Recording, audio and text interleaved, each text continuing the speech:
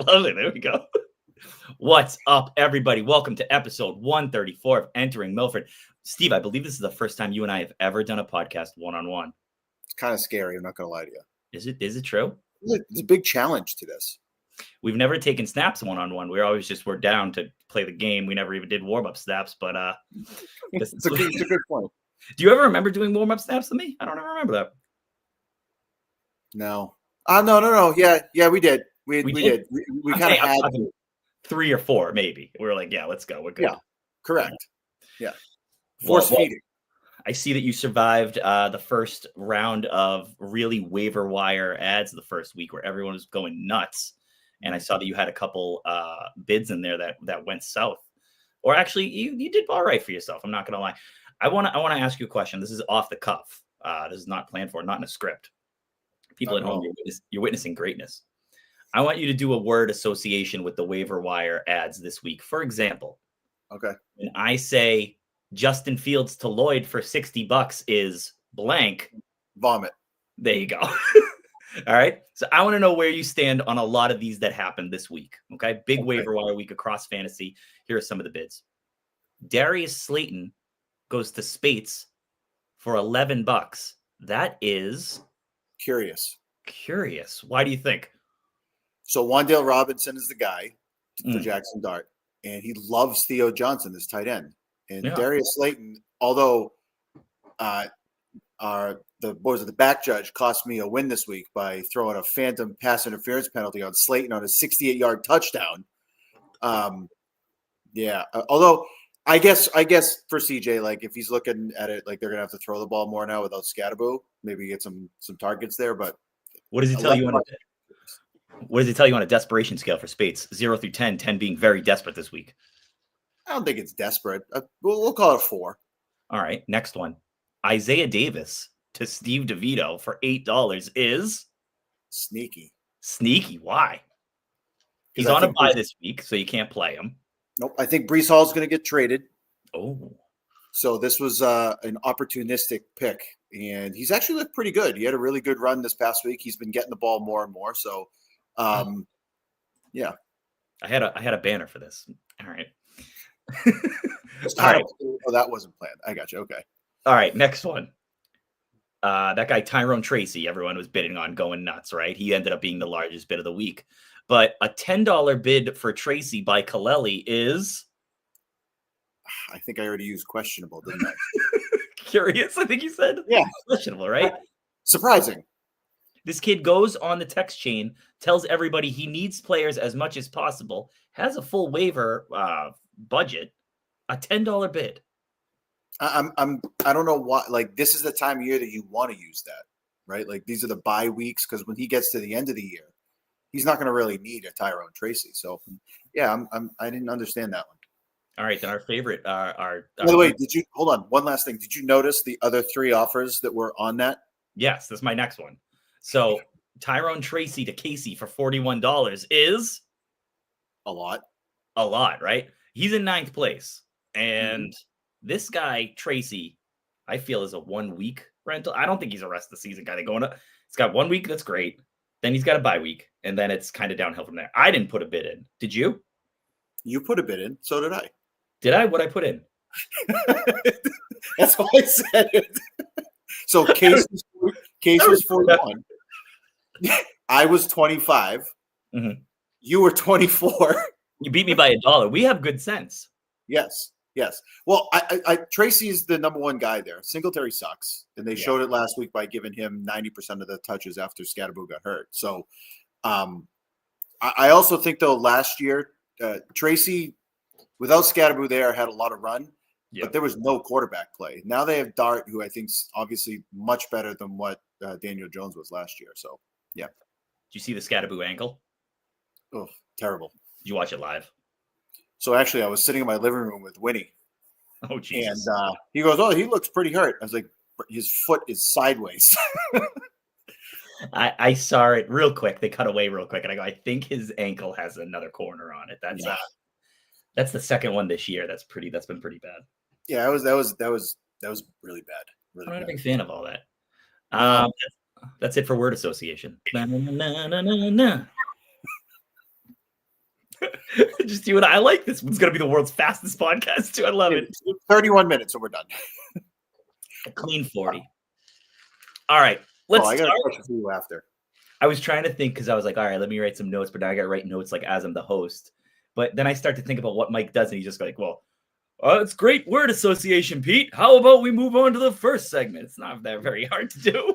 I'm actually really upset that we don't have the picks for this week from Case. Oh, yeah. I have to do double next week. Small negative amongst a field of positives. Boom of the week goes to Mike Kaleli, tickling 200 with 206.53. It is the new highest score of the year. It is his third boom of the year. He had 2 all during his last year, which was his Super Bowl and Steve, which is hard to believe. 2 booms from that team. Mike is alone atop of the booms with 17 all time. Conjunctivitis did not stop him. You could say he never lost focus. You could say he kept an eye on the wind. I am out of eye jokes. I have a question for you, Steve. If getting conjunctivitis meant you could score 200 points a week, would you do it? Do I have to have it every week? No, just 1 week. Sure. Yeah. You would take conjunctivitis for 200 I'd points. take conjunctivitis. I'd go get the drops and win. Yeah, I'd be okay with that. I'd sacrifice for a win. Beast of the week goes to, no surprise, James Cook with 45 points. It is his the third highest beast of the week behind Neighbors. Still holds the top spot. Mike, as impressive as this game was for him, had 4 of the top scorers this week. This was a train you could not stop. Yeah, and we talked about this. This was one of my target points last week for him. Was Barkley and Cook had to show up, and they did. Showed up. And he boomed. Oh, yeah, I'll get into it a little bit more. Going deep is that. Do you remember this, Steve? Well, you fill it in for Mike well. No. All right. We had unknown Taylor, 80 yards. 80 yards. That's right. Yeah, there you go. You fill it in perfectly. It was Taylor's second going deep of the year, so that's kind of cool. No one else has to. Rashid Shaheed still holds the longest play with 87 yards. All right, scoring summary. Is Jonathan Taylor the MVP? That's a good question. I never really thought about that.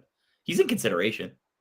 Who do you Well, think? I mean, in fantasy, he's number 1 rank right now for the season, right? Like he's the fantasy MVP, right? Or is it anybody? I'm so far from the top of the standings, I don't even see who's number 1 anymore. Who is it? Is it Taylor? Yeah, he's number 1. Season rank number 1 right now. It's ridiculous. Would you take him or Puka rest of the season? Favorite wide receivers. I'd take Puka. Damn, I think you and I both caught on to this league. Wide receivers are too favored. Mm-hmm. Yeah. All right. Yeah. I don't want to let that out. All right. Yeah. Scoring summary. Last 3 weeks. Week 6 was 132. Then 136. Wait, I did this wrong. It was 142, 132, and 136 the last 3 weeks. What do you think it is this week? So you'd look at it and think that Mike's 206 and Breen's 167 would jack this up, but there are so many low scores in this. I didn't even consider that. I'm going to say it's lower, and I'm going to go with 131. 134, very close. And good thought going lower. When I was looking at this and I saw a 200-point score, I thought it would at least be higher. But at the end of the day, DeVita and Casey sucked, and that is your week in review. I think I'm going to end that on that note going forward. I like that. There's a trend with that too. With what? Oh yeah, Casey's been in it twice, and I think DeVita's been in it at least 3 times. We should call it the hammer. Drops the hammer at the end of it. All right, are you ready to talk about week 8? Week in review. Yeah, I don't really want to go over the 2-5 matchup that much. Really disappointing. We're probably the least qualified people to talk about this league, but we're here. All right. Speaking of 2 people that are very unqualified to be in the league, Jeff and Mike. Mike takes home a big win. Pete, tell us about it. It's not hard at all. Mike. I think Jeff is pretty dedicated. Jeff, what do you mean? Qualified for this league. Speaking of 2 guys that are. Oh, yeah. Speaking of 2 guys that are qualified, I think he's probably more qualified than Mike, quite frankly. Mike would question that, I think. No comment. I'm going to throw in sound effects here. I don't think I'm going to sleep on those. Boing. Okay. Oh, there it is. Mike wins 206 to 121. highest score of the season, as I said. It would have been the third highest score last year. And this one was over quick. I don't know if you looked at the score like middle of Sunday. When did you really realize? Okay, because we started First of all, we were in our group chat, and I apparently was jinxing Kaleli because it was too early. What was the score when you texted him? It was like 1-0. It was like 120 to like 10. It was ridiculous. When I checked in, it was 162 to 30, and that was before the end of the 1 o'clock games, and I was like, "Holy cow!" Yeah, it was ridiculous. This was this was over. The good part for Duddy is he could just enjoy the rest of his week because he wasn't like stressing about it. I wonder if it was a sauce. Did you ever hear about the sauce plan? Jeff makes sauce on Sundays so that he could stay home and watch football all day. So when his wife tells him to do something, he goes, "Honey, I gotta watch the sauce, baby." I love that. So it's a great plan. That's actually really qualified. Very, very qualified. Random stat. This was the second consecutive game that Mike dropped over 200 on Jeff. That was a kind of an odd thing, but he really gets destroyed. He really gets turned on when he sees Duddy. Oh my God, that made me choke, Steve. All right. You and I always talk about how wide receivers have a little bit of an edge, but when you look at Kaleli's team, it was all like running backs. I mean, there were 2 wide receivers started, but this was a wide receiver heavy squad that hit 200 and kind of put Kaleli back on the map after a little bit of a bumpy patch there. I wonder if this is why we're in the bottom half of the league when we're talking about the wide receivers, and you've got Kaleli scored 200 with running backs. I mean, I've started to make the move. It's tough because I think everyone sucked up running backs. And then so you switch to wide receivers. And then wide receivers used to be more of like a variant play, but now they're steady. Like there's actually guys that are like a focus of an offense. And then now it used to be tight ends were like taboo. Like you couldn't put in tight ends, but now you see the tight ends are getting targets and they get fantasy points too. So it's kind of switched back to running backs being the junk of the league. And Kaleli has good ones. And I didn't think that you could get to 200 points with a squad like this, but he does it. And it's all about touches. It's touches. That's the biggest thing. What do you think about Drake May? You think that this kid's going to the playoffs, I think, Kaleli. Is Drake May a Super Bowl caliber quarterback? Oh, he's playing like it. And he's playing in an offense. He's playing in an offense that needs to throw the ball. Did you see the news rumor today? Speaking about the big deal for Kaleli, did you see that with the Patriots? Which one's that? Chuba Hubbard. Is he rumored? They checked in with Carolina to see the availability of Chuba Hubbard. Oh, I like that a lot. Which would be a major help for Kaleli. Why don't they? But what they would do with Hubbard is just what they're trying to do with Henderson. I don't get why they just don't roll with Henderson. But I actually think someone like Tony Pollard would be a better fit for them. Someone who can protect the ball in between the tackles and get him 3 to 5 yards of carry without fumbling like Stevenson does. Yeah. And then you can use Stevenson and Henderson the other. You have a three-headed monster if you do that. I like that. I don't really like the term 3-headed monster. Because it seems like if you have 2. It seems like if you have 3 running backs and they all probably suck. So it seems like it should be like a 3-headed like dog. Yeah, maybe. All right. I mean, I kind of like the idea of them getting someone other than Stevenson right now, but yeah, that would help Kaleli big time. I think if Hubbard went to New England, that would be amazing. Although, how quickly do they really adapt to the playbook? He would need to like wait a month before you could actually use Hubbard again. Yeah, but it gets him for the playoffs. So he gets hot. That's all he really cares about. That's true. You cool with game 1? Done.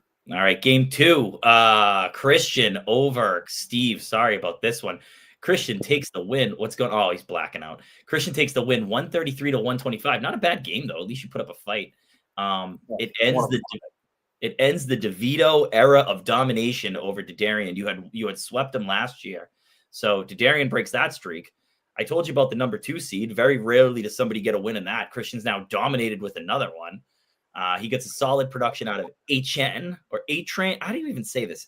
Devon HN, right? A-Train. I was close enough. And Pittman, who cover up for a bad week for Bijan, who I said was going to have a big game. Steve, prior to this, you and I text messaged. We talked about how it was National Tight Ends Day and how you have to throw in all the tight ends. And it had kind of mixed results, which I will let you get into. Christian winner of 4 in a row. Both teams stay at their respective seeds. Steve, you know what? Before we get into the tight ends and the mixed results, I got a question. I thought we were going with Jordan Love. Yeah. And then in the last second, I see a Jackson Dart sub in. And it's a 12-point difference, and you lost by 11? Lost by 8. How does that make you feel? Okay. What happened? So I was getting real sick and tired of the Jordan Love 11 points, 30 points, 12 points, 14 points. It was just, but in Dart, if you look at him, he's been pretty consistent. His floor is like 20. Okay. And in Philly, my thought process was they're going to get behind and they're going to have to throw the ball. Again, if Darius Slayton's touchdown doesn't get called back, I win this game. Well, really? So wait, where was that? What part of the game was that? I must have missed it. It was in the third quarter. And how did it get called back? Offensive pass interference. Oh, well, he was cheating. Watch it. Not even close. But anyways. Might be a little biased, you think? No. And then did you watch Sunday Night Football? Yes. So there were 2 times Dobbs had a ball knocked away in the end zone, and Metcalf had a walk-in touchdown from like 25 yards out. Did you see that tip over the linebacker? Yeah. And then Ferguson gets 2 targets when he has been a target hog for the last 6 weeks. So what goes through your mind on seeing plays like that? Like, you're done for this season, but you just think you're cursed. Like, is this something you can bury and move on with, or is this going to haunt you for the next couple of weeks? Well, I mean, my 3 best players weren't playing in this game. Yeah. And Irving hasn't been healthy. So if I can find a way to get those guys healthy and stay in this thing, maybe there's a shot. But you ever going back to Dart? There's no chance.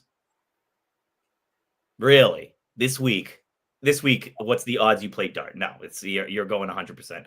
Okay. Love. Interesting. I would like to see the situation where you put Dart in again. I mean, there's a chance he plays again, but I'm really anticipating, just so you know, before this even happens, I'm really anticipating a countdown coming here. I can feel this coming. No, absolutely not. No, I'm just kidding. No, absolutely not. No one's coming. I don't think anyone's coming. No, not at all. Boom. It's just me and you tonight, my friend. Game 3. Speaking of 2 guys who are spending the night together, Spates, Casey, an odd game for Casey. Pete, let's hear the recap. Yeah, Mike. Spates wins 121-96. This game sucked. The highest scorer in it was Joe Flacco. So it shows you what kind of trash we were dealing with here. Casey, his lone touchdown. Steve, get this. His lone touchdown came from Travis Kelce. And it wasn't until Monday night. That's not easy to do, to go an entire fantasy schedule without scoring a touchdown until Monday night. That's really bad. Spates holds on to the 3 spot. Casey makes the biggest fall. He drops from 7 to 9. I want to get your take on the game.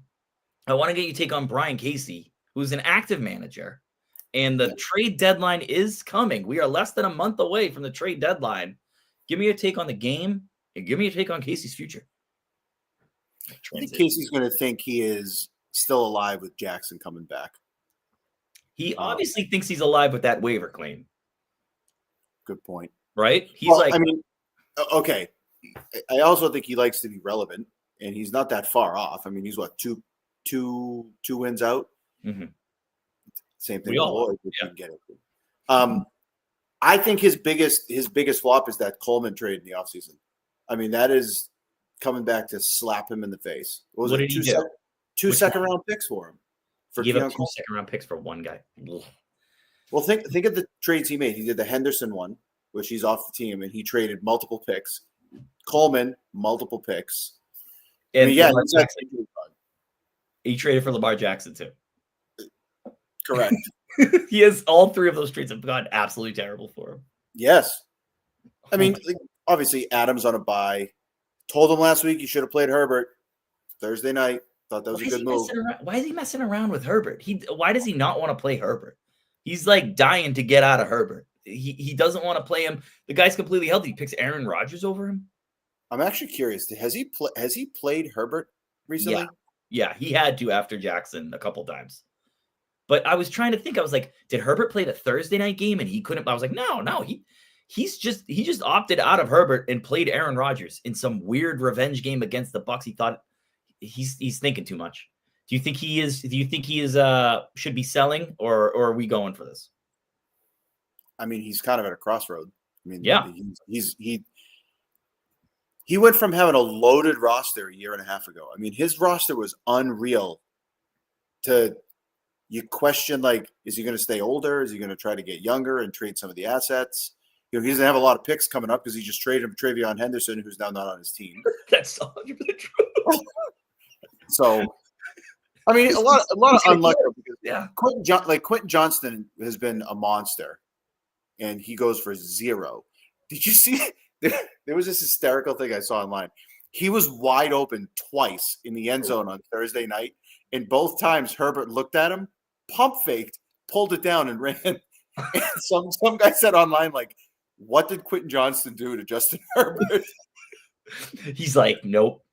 Now, honestly, yeah. And Casey must be just kicking the floor somewhere. He's like, God.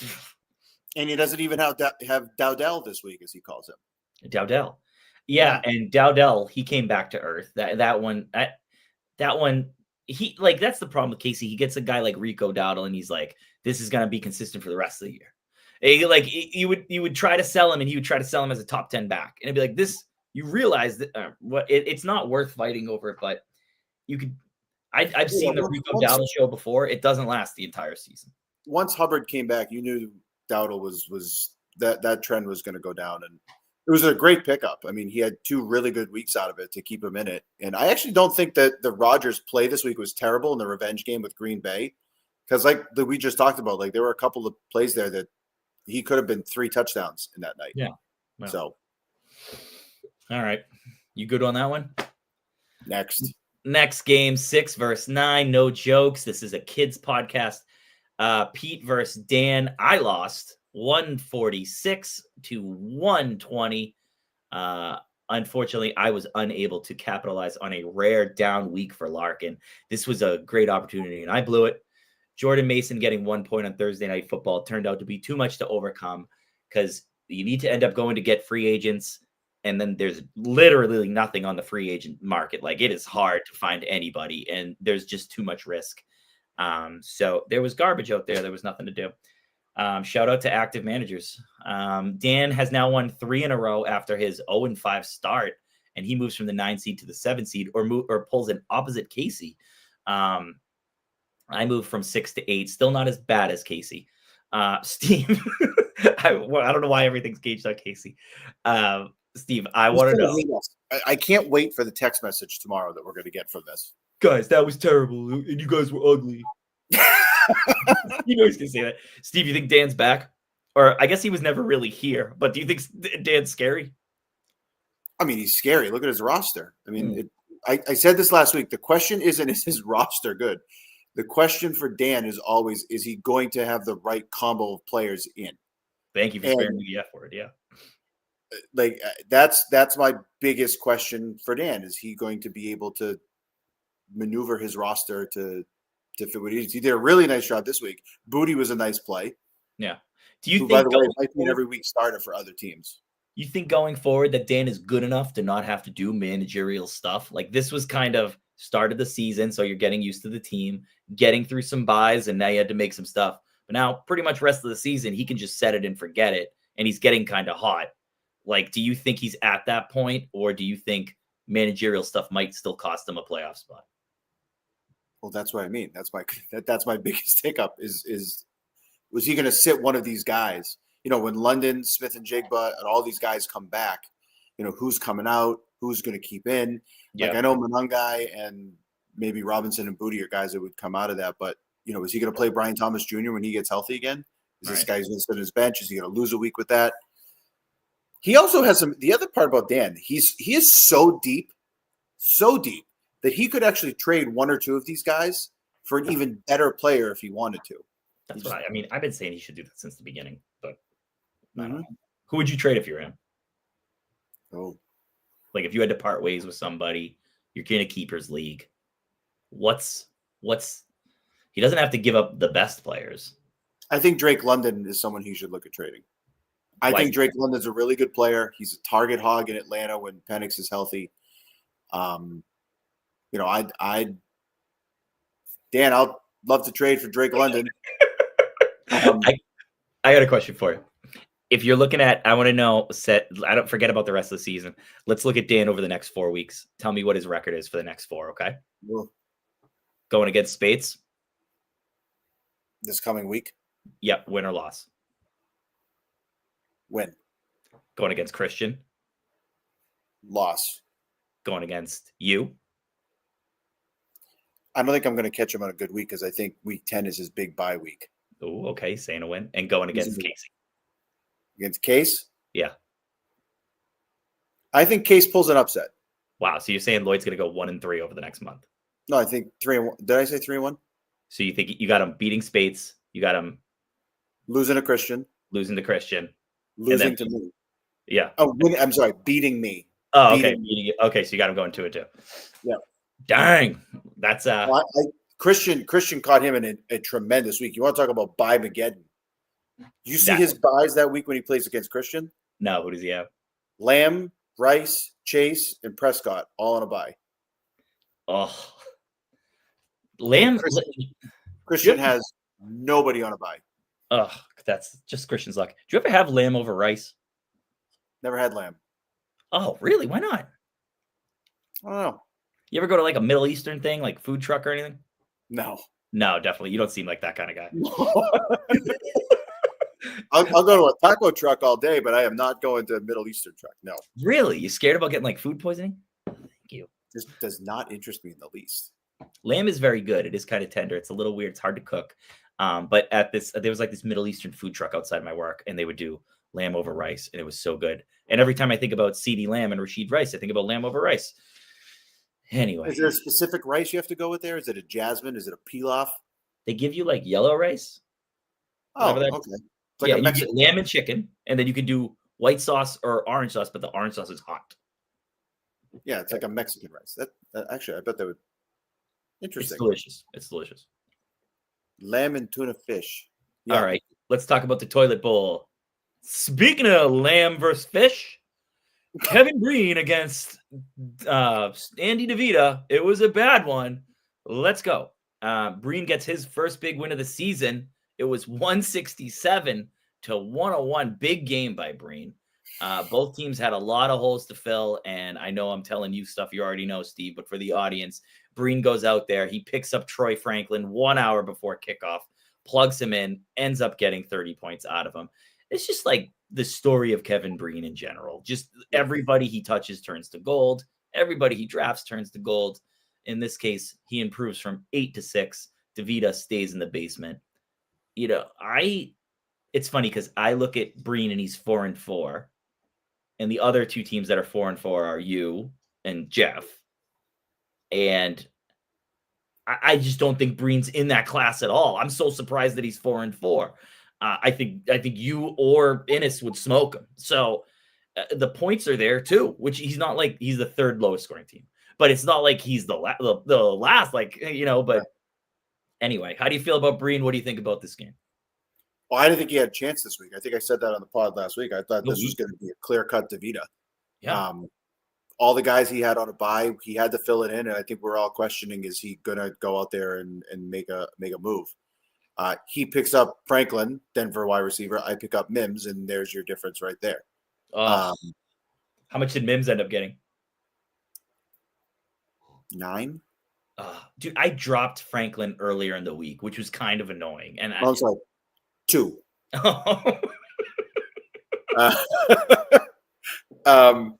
But yeah, Breen had some really good luck this week. Obviously, with his 2 Buffalo guys scoring over 40. Adunze's back, finally back on the scoreboard for him. No, and he's really lucked out with Tyreek Hill getting hurt, and now Waller getting hurt, and now Waddle is the only target for Tua. So yeah, good week for Breen.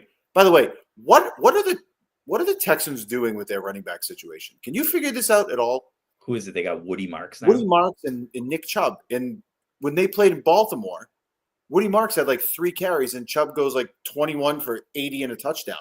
Oh, Now this past week rolls around and Marks is back in there and he's like the starter. I don't understand it. and their wide receivers are a mess too, right?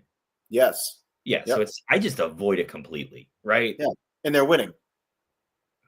That's what's annoying is so for fantasy wise, they're not going to change anything, Right. and it's very annoying for me. I dropped CJ Stroud. It looks like he kind of pulled everything straight. I'm trying not to swear, pulled everything straight, and it's just annoying. I hate those fantasy wastelands. I think Houston's got to be one of the biggest ones.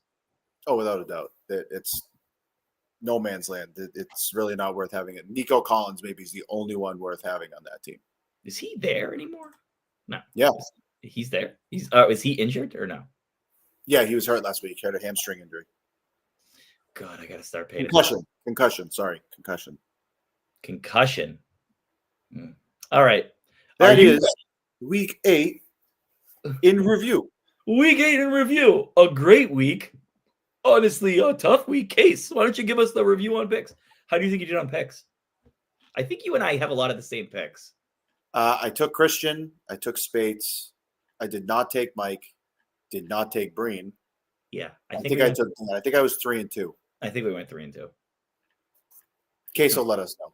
Yeah, he will. All right. Game of the week. Number 1 seed Mike against what?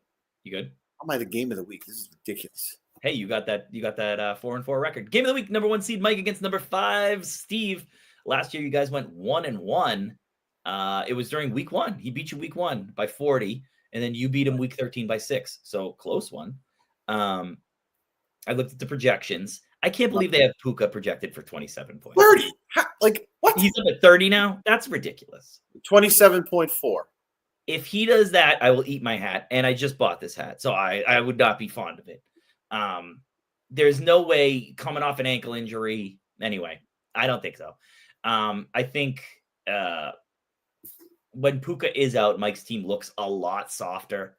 For Steve, I like the Packers stack going against Carolina. And I don't think you are foolish enough, as my mother would say, to bench Love again. Don't forget that before Mike scored 206, he sucked.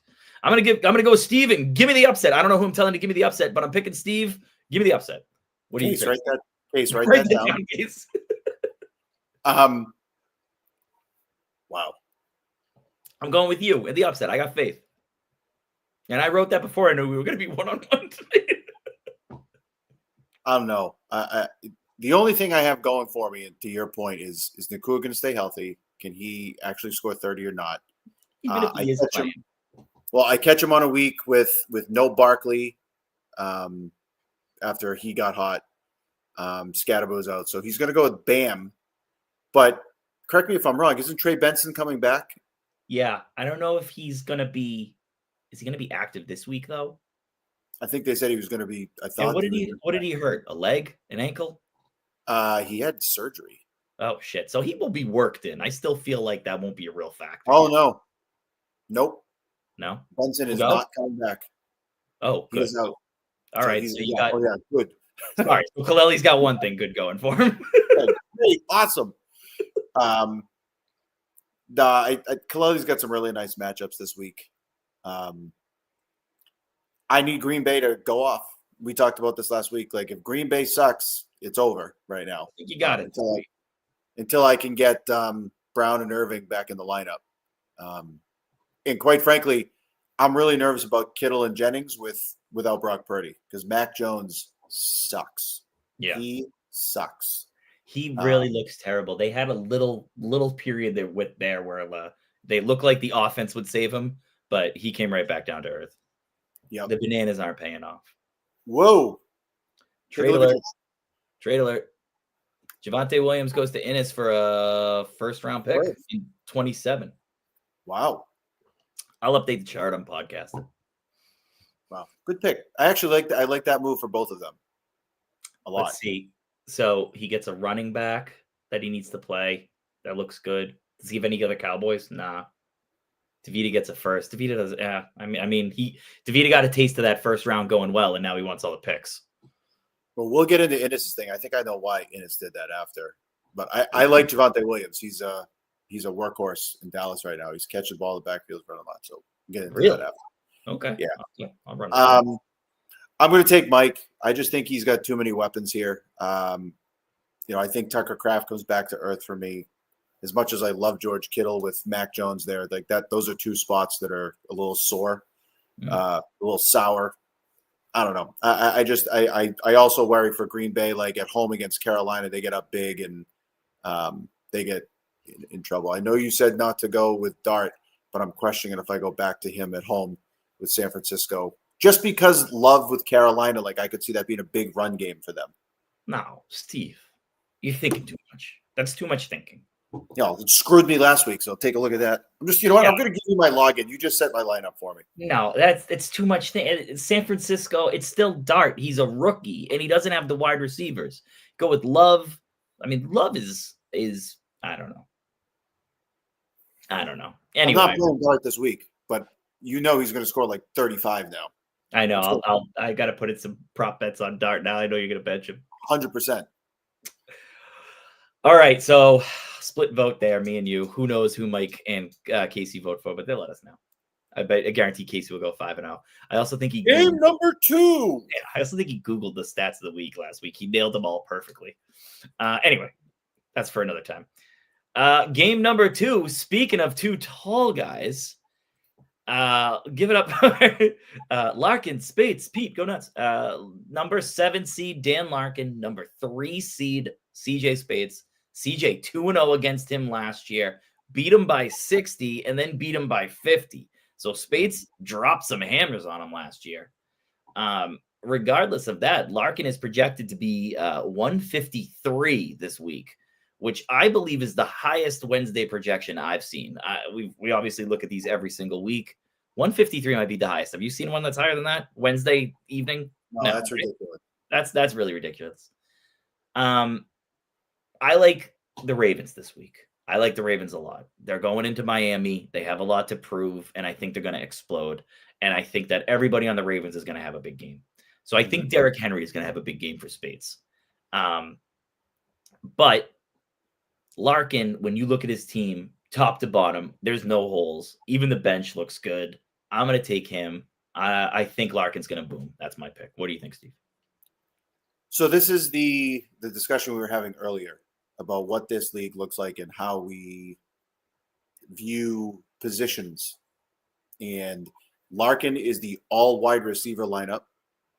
Spates is the all running back and one tight end lineup. Interesting. So showdown of styles. Right. So like it's there's this comparison here of like how, who's going to end up taking over and have a good one. If you're Lloyd here, question for you, because here comes decision time for him. If Drake London is active at 1:00 at New England, okay, do you take Wan'Dale Robinson or Kayshon Boutte out of the lineup for Drake London? Yeah. Who are you taking out? Not Boutte. He's red hot. Mm-hmm. Robinson. No. Actually, I might keep. I don't know. I'm in last place. I might keep London on the bench. But I'm still scared of Kirk Cousins. I don't really like that look. And there's, even though they're not great mouths, there's a lot of mouths to feed in Atlanta. I'd probably keep London on the bench. The only reason that I would play London, the only reason I would play him is because now Mooney might be hurt. Oh, Jesus. Which, by the way, Kyle Pitts is an interesting play this week. Just throwing it out there. I don't know if I have the guts to play him, which makes me think that I should drop him because I've never had the guts to play him. Well, Harold Fannin just scored a touchdown against the Patriots, and that's the only weakness in their secondary right now is against the tight end. All right, maybe I'll plug him in. Brian Thomas Jr., that's who I'm sitting to play Drake London if anyone is out. I am keeping Boutte and Robinson in, the de facto number 1 wideout for the Giants. And Boutte, like you said, is red hot. How is Jackson Smith and Jigba not getting the same amount of projected points as Puka Nacua after coming off? They must have adjusted something because they were both at 27 earlier. I thought 26.97. It's close enough, but still, that's a ridiculous number. That's pretty ridiculous. I hate Brian Thomas, so if you wanted to wrap him up in duct tape, throw him on a train, I would be in favor of that. I don't know where that came from. That is very aggressive. Yeah. Wrap them in a duct tape, throw on a train. I don't know what that would accomplish. But if you wanted to do it, I'd be in favor of Steve, and I would keep it quiet from the police. Man, I want to take Spates because I agree with you. I think Henry's going to have a big week. I think Jacobs has a huge week against Carolina. You saw what Cook just did this past week. And I love Jahmyr Gibbs. Oh, I want to take Spates so bad. Really? I want to take Spates, but I think I see Lloyd winning. I don't see it. Yeah, I see Lloyd winning. I don't see Spates this week at all. What's the official pick? Oh God. I'm going to take Lloyd. Of course you are. Come on. Don't be foolish. Yeah, I'm taking Lloyd. It's no superlative? You're not going to lock him? I'll use him as my upset because it's a 3-7. Oh, that's a good one. All right. So I got Dan with the boom. You got Dan with the upset. Case, mark it down. Write it down, Case. Game number 3. Speaking of two guys who like to write things down, number 4 seed Jeff against the number 6 seed Breen. Pete, take it away. Josh Allen. Oh, no. Wait, I got to go back to this old thing. Last year, they're 1-1. Innis won by 3. Breen won by 9. That is pretty close for a matchup. Those are pretty much nail biters in this league. So close games. Josh Allen, I think he's in for a huge game against the Chiefs. It's going to be the 4:25 game on CBS where they're going to be like America's game. It's going to have Romo and Nate. What's that? In Buffalo, too. In Buffalo. It's going to have Nance and Romo. The crowd's going to be hot. So I think Josh Allen's probably going to go crazy. You look at the bottom of Jeff's lineup, that thing just falls apart real quickly. And I know the Daniel Jones shit game is coming. Like everyone's all excited about it. But you know the Daniel Jones 4 interception game where he throws for under 100 or 150 at least.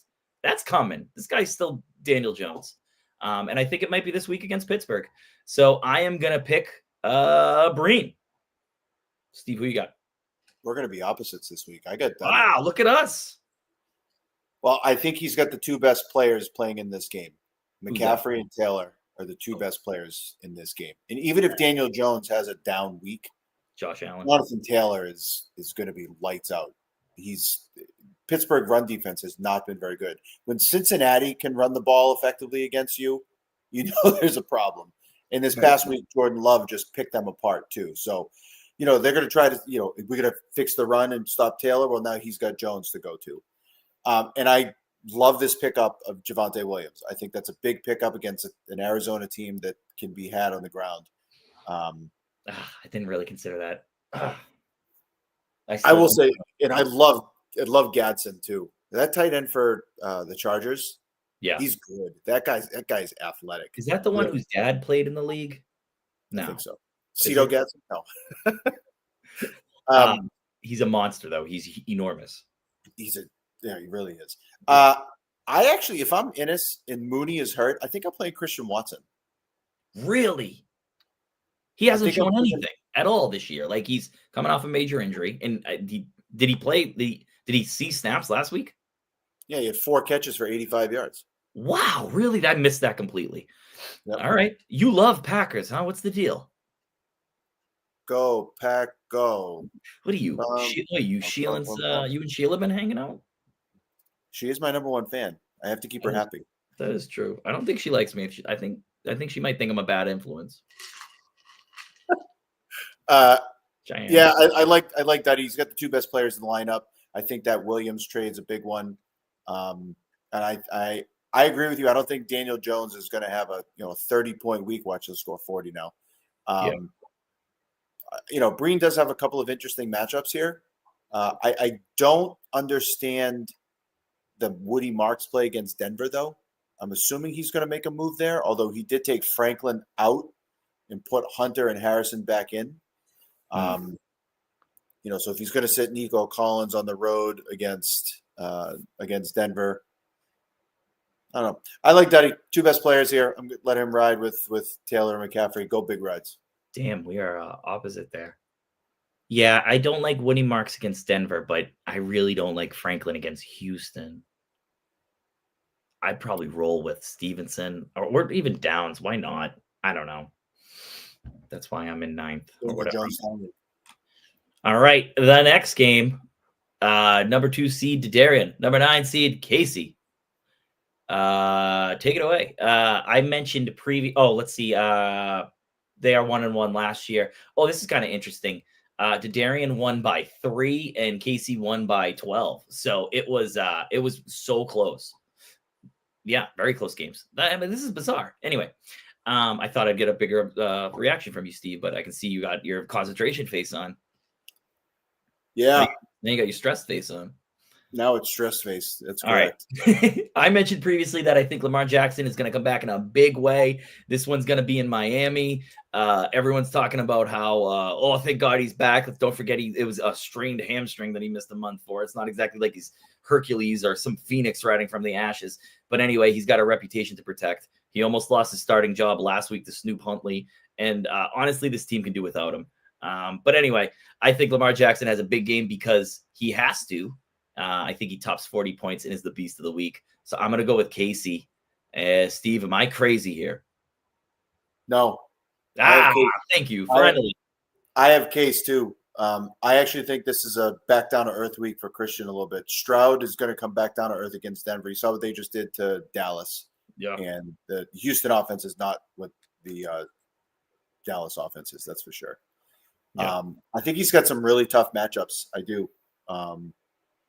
I think Addison in Detroit's a tough one. I don't love Shaheed against the Rams.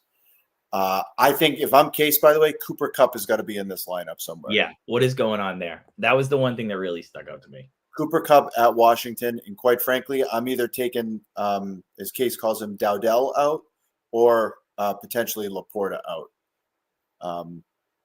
Yeah. Cooper Kupp's got to be in this lineup coming off of a bye against a not so good Washington secondary that just got torched by Mahomes.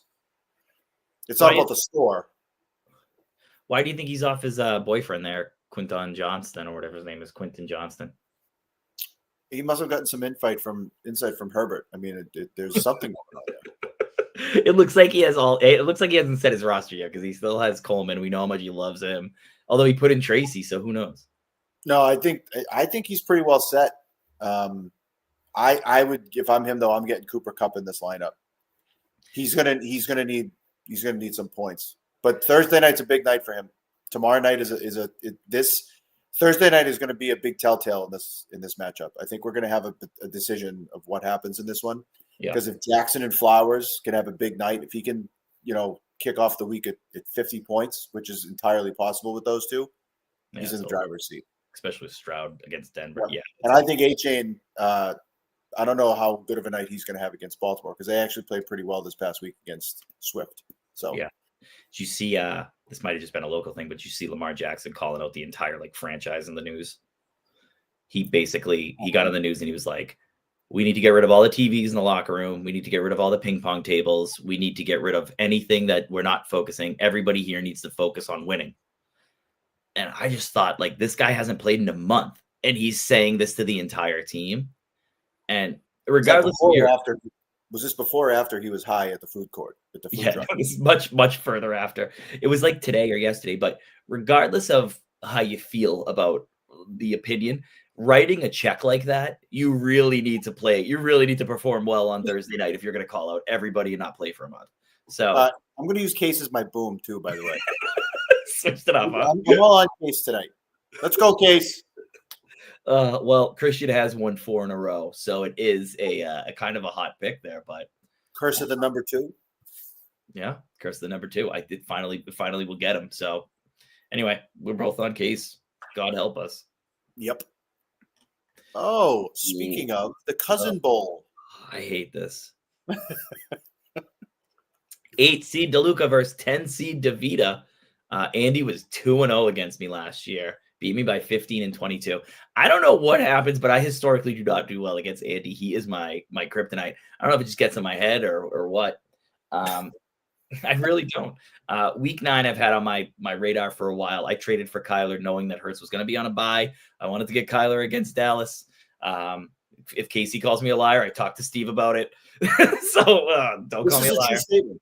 Yeah. Hopefully I was just going to be able to try to sneak in a win. We all talk about how important wins are. I can just maybe try to sneak one on a bye week. A win in week 9 is the same in week 14. The last thing I want to do is lose to Andy when he has a bunch of buys. It's a winnable game for me. So I made moves to try to get me a victory here. Hopefully I can sneak one out. I'm going to pick His me. best non-quarterback player on a bye. Yeah. Nonetheless. Steve, talk about how you want to pick me. Well, I am going to pick you. Mm. I'm actually, you're my lock this week. No. Why? You like just erase that from the record. Oh, it's the kiss of death. Well, hold on. Who does Andy go to here? So he's got 3 spots to fill. Myers, Williams. He's got to play RJ Harvey. Well, he's Well, he'll go with Jacoby Myers. That's not bad. What's the deal with Jamison Williams? He just stinks, huh? Yeah, it's because Amon-Ra St. Brown is there. Yeah, but he was there last year, and he was They're throwing a lot more to Gibbs out of the backfield than they did last year. A lot more. I'm looking at this, and I was like, Aaron Jones or RJ Harvey this week. Should play Aaron Jones. I'm really pissed off about this Jordan Mason thing. They're going to give the role right back to Aaron Jones, and I think it's Aaron Jones. He loves Aaron Jones too. Yeah. What about? Oh no, not against Denver. Jones, Williams, and Myers. Those are his 3 fills. Can he beat me with that? No, right? I still think I got the edge. You got a lot of Qs on the board. Yeah, but how about Terry McLaurin comes back for 1 game and now he's the same injury, and he downplayed it too. That was the last update. They were like, "How are you feeling?" He's like, "I'm fine." But then all of a sudden, it's like, "Yeah, he's missing." It was a real quick hook on this week too. It's Wednesday. Yeah. There's something else that's going on there. I also wouldn't be shocked if he's a trade candidate in the offseason. Really? Well, I can see that. You think anyone big's going to get traded? I do. Who? I think Breece Hall. I would not be shocked if the Jets trade him. Yeah. Because I don't think they're going to pay him. No. You think the Patriots are going to do a trade or no? I would love them to go after like a Tony Pollard or a Chuba Hubbard. I think them getting a running back is an important piece of what they're trying to do. You know what, actually? Let's splash this. 2 first-round picks. Give them a second-round pick and another player, and let's go get Myles Garrett. They're never going to do that. They don't want to do it. The Patriots or the Browns? Browns. They said no chance. You have a better chance of winning the lottery, was what they said. What do you want? Who do you want? They're not going to do it, unfortunately. I love this. This music is just so good. You think they're going to get A.J. Brown now? That's out of that. I think they're going to get somebody stupid like Jerome Ford. Oh. Yeah. It's going to be one of those stupid. But you don't need someone like Jerome Ford. You already have a pass catching back. They don't need anybody. I think they're good as it is. Let's go. I'd like one more guy. This was good. And we kept it under an hour. Yeah, it's actually really efficient. Yeah. Not hard to talk to you, Steve, ever. All right. I don't do hard hands. All right. That's it. Good night, everybody. You got anything else to say? Steve.